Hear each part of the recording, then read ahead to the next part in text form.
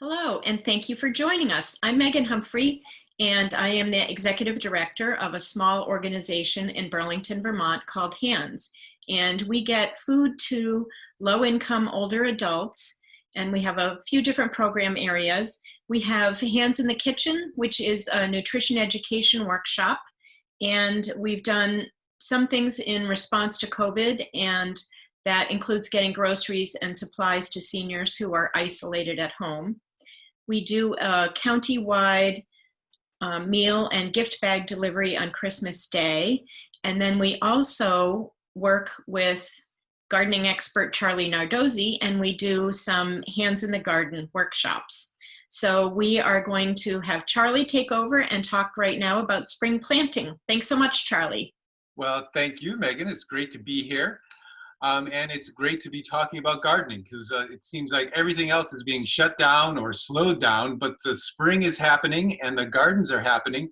And so it's a good time of year to really kind of get going with gardening. But of course, this is a very unusual spring, not just for the weather, but for all the other restrictions that we have out there. So the first thing I would love to do is to, of course, thank you all for coming, but also go over a few of the things that we're doing here in Vermont to make sure that the gardens are safe.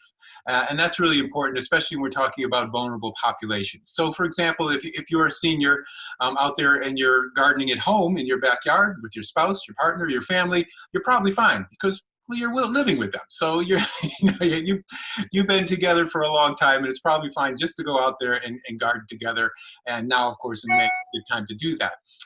But if you're gardening in a community setting, say a community garden, for example, where a whole bunch of different people are coming into that setting, of course, you have to follow the basic rules of what we've all been following of the coronavirus, meaning that you want to stay a safe distance apart, 6 feet apart from each other, wear a mask, especially if you're concerned about any kind of sickness or illness that you might have, definitely wear a mask. You also may want to wear gloves, like garden gloves, of course. But when you're done with doing all your gardening, even if you're wearing the garden gloves, make sure you wash your hands. You know, you're touching tools, you're touching plants and pots and other things that other people might have touched. It just makes sense to take the extra precaution if you're gardening in a community center. And I know a lot of assisted living facilities that have gardens are also thinking about these things as well. And it's good to talk with them about safe ways we garden. We can garden this spring, and we will garden this spring. We just have to be more safe about it. Now, what I want to talk about here today is really about vegetable gardening, because vegetable gardening is booming. You might have heard that in the news, seen reports about that, or maybe even had an experience firsthand going online to order seeds, for example, and find out all your favorite varieties are sold out. So there are lots of people who are trying to garden and vegetable garden this year, and that's a good thing. And this is not something that's new. We have done this many times before in our country. Going way back to the First World War, we had gardens called the Liberty Gardens. And these were gardens that people would grow to support the war effort. The ones that probably most people are familiar with are the gardens that happened during the Second World War. These were the Victory Gardens. In 1943, we produced 40% of our own produce that we all consumed in the United States in these backyard gardens, church gardens, community gardens all around the country. It's something that we did to support the war and support ourselves so we can get some healthy, nutritious vegetables. And that reason alone is a good reason to actually be gardening. And not only are you going to save money, you're going to get the vegetables you want when you want them. They're going to be safe because you know what's been sprayed on them. They're going to be healthier because they're fresh, and they're going to be tastier too. They're going to taste much better. I'm always amazed at that. Even things like potatoes and onions that are just really common in the marketplace, when you get them from your own garden, they just taste a lot better. And the other thing about gardening, any kind of gardening, in particular vegetable gardening, is that just being out in the garden is good for your mental well-being. It makes you feel better, feel more calm, feel more in control of what's going on. So I encourage everyone to do some kind of vegetable gardening or edible gardening this summer. It could be something in a container, a raised bed, a bigger garden, a community garden, whatever setting it is. Get your hands a little dirty. Get out there and do some gardening. Now, with that idea in mind, I wanted to talk about what's going on in the garden at this time of year. So this video is happening in early May. So in early May in Vermont and in northern climates, we're planting. Yes, we are. We're planting things like peas, for example, and radishes and lettuce. Wendy and I, my wife, has planted all those things out there. Spinach, kale, all of those do really well this time of year. Even leeks and onion transplants could be put in this time of year. If you're in Vermont and you're gardening and you're thinking about, well, what about broccoli? What about carrots and beets? I would wait a little longer. In a northern climate, it's still kind of cold at night, getting around freezing temperatures in the evening. So I would wait maybe closer to Mother's Day, maybe a little bit after that even, to plant carrots, beets, parsnips, broccoli, cabbage, cauliflower, any of those other cool season vegetables. But it is important to plant those vegetables now. And the reason is they like cool weather, they mature during the cool weather, and they need that cool weather to taste their best and grow their best. When the heat comes, they're not going to do so well. For warm season vegetables in a climate like New England and Vermont, probably the best thing to do is to wait. So tomatoes, peppers, eggplants, squash beans, cucumbers, melons, all of those warm, heat-loving vegetables, it's best to wait till closer to Memorial Day to plant those. So there are some things we can plant now, some things we can wait on now, but that doesn't mean we can't be doing other kinds of gardening. And the most important thing that we can be doing right now is getting the soil ready. So first of all, you have to take a look at your garden. So maybe you're a senior who has a backyard garden. You're living at home. You have some backyard garden areas there. I would hope that they are raised beds, because raised beds are great for vegetable gardening. The idea of a raised bed is that you raise up the soil 8 to 12 inches, depending upon the setting. You want to make the bed, it can be a rectangular box or a square box, but it wants to be only 3 to 4 feet wide, no wider than that, because you don't want to ever step in the bed itself when you're gardening. That makes the soil stay nice and loose, and things grow much better in that kind of soil. If you have an in-ground raised bed that's already there, there's not a lot really you have to do this spring to kind of get things going. Probably the best thing to do is to clean up the bed a little bit, do some weeding. You know, you might see some dandelions popping up here and there, some we call quack grass or witchgrass or burdock, things like that. Kind of dig those out, clean those out, and then put a nice layer of compost on top of that soil that's already in there. You want to bring the soil level up, because a lot of times it'll settle in the winter. So you want to bring it up close to the top of the boards, if you're using boards, or stones, whatever kind of material you're using, maybe a few inches below it, so when you water, it doesn't kind of rush off over the edge. So you may put a couple inch thick layer of compost on top. That's going to accomplish a couple things. It'll bring the layer up, the soil level up, that's easier to garden, and it's also going to provide some fertility for your garden. So the things you plant in there, they'll really kind of take off. Now, if you're a senior, or any gardener for that matter, who has what we call elevated beds, these are beds that are on legs. You probably have seen these around. These beds stand up maybe 3-4 feet tall off the ground. They're set in such a way so that you can put a chair underneath them, and you can actually sit there and garden. It's really fun. It's an easy way to kind of just garden without having to do a lot of work. Those are great beds to have. The box itself wants to be a good, again, probably 10 to 12 inches deep, especially if you're going to try to grow deeper rooted vegetables like tomatoes and peppers and broccoli. So you want to be closer to 12 inches. Of course, the bottom of it has to have some drainage holes in it so that the water drains out, but you don't want the soil to come out. So you want to have some kind of layer on the base of that box that's elevated. It could be some kind of wire mesh or some kind of material that'll allow the water to flow through, but it'll stop the soil from going through. Those boxes, you really have to kind of look at the soil that you have in there and determine how healthy it is. And the way to know that is by thinking back on how it did last year. If that elevated raised bed did well, things grew well, no problems really with diseases or insects, maybe an occasional Japanese beetle or something, but nothing really major, then that's probably fine to use that soil again. I still would suggest maybe bringing in a layer or top layer like we talked about for the in-ground raised bed, and do that on the elevated one. So if it's sunk down a few inches, maybe put down a 2 or 3 inch layer of fresh compost in there, or a mix of compost and a little potting soil too, so you don't want to make it too heavy. And mix it right in with all the soil that's in there. If, though, perchance that elevated raised bed had some disease problems, things didn't grow well, they were just kind of very anemic looking, didn't really produce a lot of vegetables for you, you might want to consider just replacing all of that old soil and coming in with fresh soil. So if you're coming in with fresh soil, whether it be an elevated raised bed or a container, which I'll talk about next, you want to have a 50-50 mix of potting soil and some compost in there. You might even want to go heavier on the potting soil, like 60-40. potting soil to compost. What that'll do is give you that drainage that you need, that aeration that the roots of these plants need from the potting soil, but you're gonna get the fertility and the tilth of the compost in there, so it'll help the plants grow a lot better. So if you're coming in with fresh soil, do that. If you're just supplementing what you already have, then you can just add a layer of soil compost on top. Which brings me to containers. I know a number of people now garden in containers. They garden on balconies, decks, patios, with a few pots here and there. And that is important too. It's just as important as these bigger gardens that are out there, because you're growing more of your own food for yourself. And that's less that you're gonna have to rely on going out to buy it or trying to find the right kind of herbs or vegetables that you're looking for. So container gardening has gotten much simpler now. There are self-watering containers that are out there that water themselves over time, so you don't have to watch them as closely. There are larger containers with rollers on the bottom, so you can move them around easier, especially if you have a small patio or a deck where you don't have a lot of room to garden. You might want to move them to the side when you were sitting out there, then you put them back into a sunny spot when you're done with that. And there are containers that will do well through the winter. Even in a cold climate, they'll withstand the freezing and thawing, and they won't crack and break down so much. They're UV stabilized.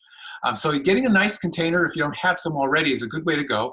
Then you want to use that same rules that I was talking about with the elevated raised bed as far as the soil goes.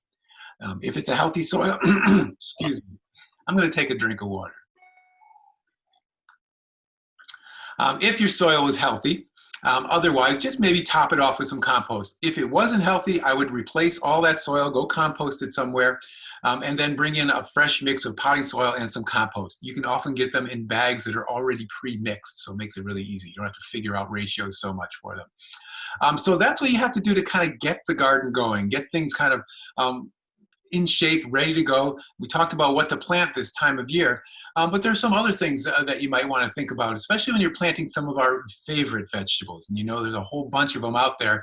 And number one on everyone's list is tomatoes. Everyone loves to grow tomatoes. And if you can do one thing, is to just grow a nice little tomato plant, either in a container or in a raised bed or an elevated bed. It's going to be fabulous, because there's nothing like the taste of a fresh tomato. Oh, fabulous, wonderful. So you get your tomatoes. Depending upon where you're gardening, that will actually dictate a little bit about what varieties you get. Some people have their favorite varieties, the big boys, the early girls, the celebrities, those kinds of varieties out there. And others like growing some of the heirlooms, like the Cherokee Purple and the Brandywine. If you're growing them in the ground in a raised bed that we were talking about, you can grow pretty much anything, especially those heirlooms or those big varieties, because you have plenty of roots that are going to go down into the native soil, not just the soil in the raised bed, but into the native soil, and you have a lot of support for them. Those are called indeterminate or tall varieties that just keep growing and growing and growing. Those are fine for those in-ground beds.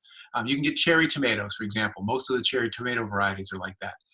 But if you're growing in a container or in an elevated bed, you're going to want to get a shorter variety. You don't want to get the better boys. You don't want to get the big boys. You don't want to get the mortgage lifters, Brandywines, because they're just going to be too big for those containers for most of them. Now, if you have a big, like a half whiskey barrel, sure, you could probably grow them in that. But I'm thinking most people are having smaller containers or smaller elevated raised beds. So look for some of the varieties out there that are dwarf varieties. They stay shorter. There are now cherry tomatoes that are out there. Lozano is one, for example.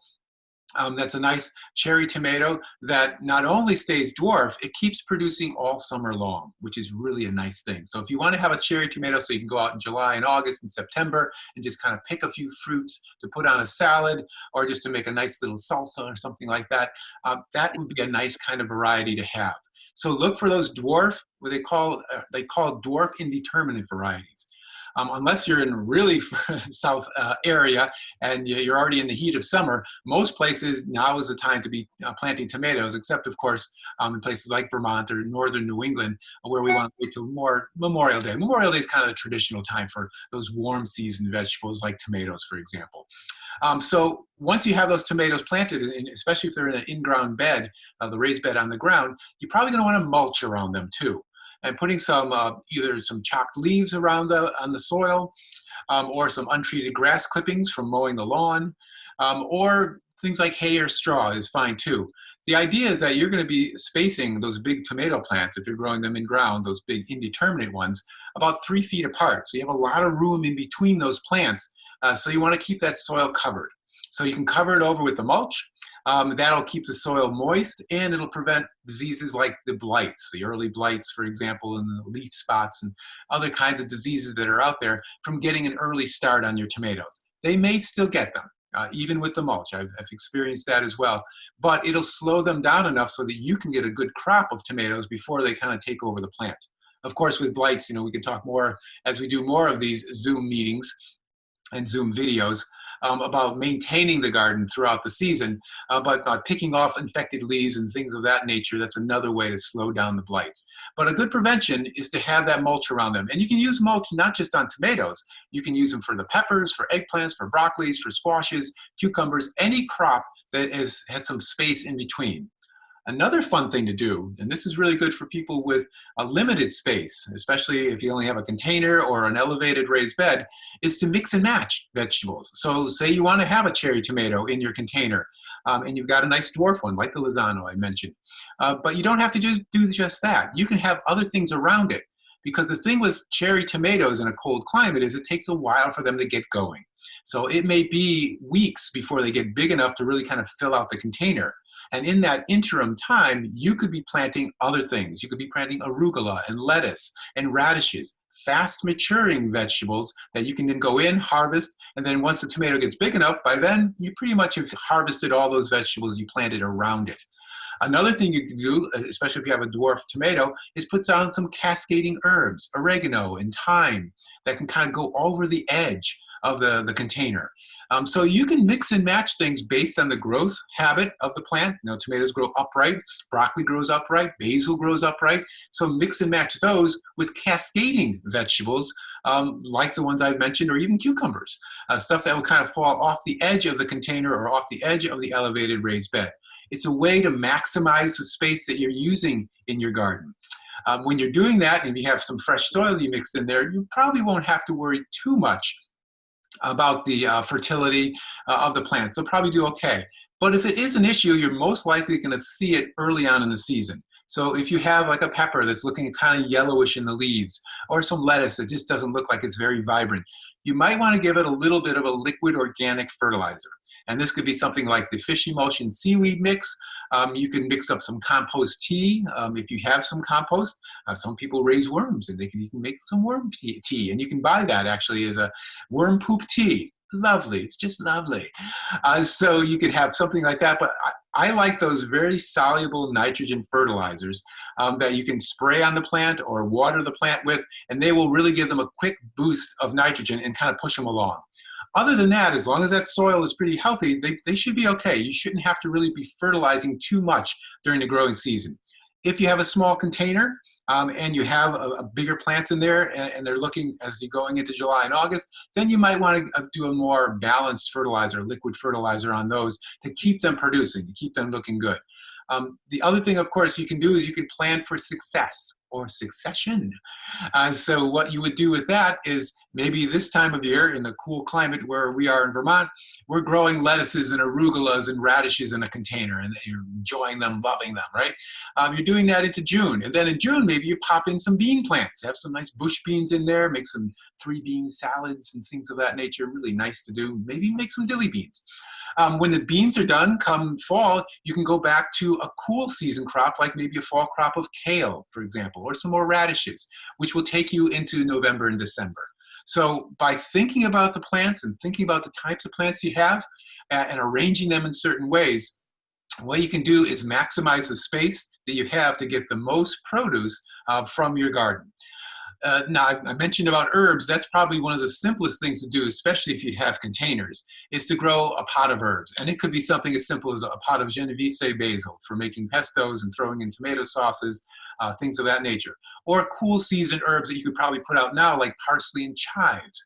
They're really nice because those are the kind of herbs that you can grow in a pot out on a deck, balcony, or a patio all summer long, enjoy them. And then when it starts getting cold, come October or so, bring them inside, put them in a sunny window, and they'll keep going. Now the parsley eventually will peter out probably in late winter sometime, but the chives is a perennial. So you can have it growing and growing, then put it back outside again next year, and you can have that plant getting bigger and bigger, and you continue to harvest from it. So you can create a garden on a deck or a patio with containers that can become an indoor garden as you go along. So hopefully this has given you some good ideas, good information about what to do this time of year, how to get those beds and those containers ready for gardening, what to be planting, what to wait on. And I didn't talk about flowers at all, but there are certainly lots of beautiful flowers that you could be growing. I'm not a purist with my vegetable gardening. We all have all kinds of flowers in our vegetable gardens too. It's a nice thing to attract beneficial insects to your garden, and it's a nice thing because it looks beautiful. And we need beauty this time of year. So this is a really nice way to add beauty to your garden. And some of them, like nasturtiums, like marigolds, like pansies, have edible flowers to them. Now, of course, with edible flowers, you always want to be a little cautious. You don't want to just munch on a whole bunch of them. Take a little bit of one, see if you have any kind of reaction. And if you don't, if you feel good about it, then you can go ahead and eat it. But you can mix and match edible flowers in with your vegetables too.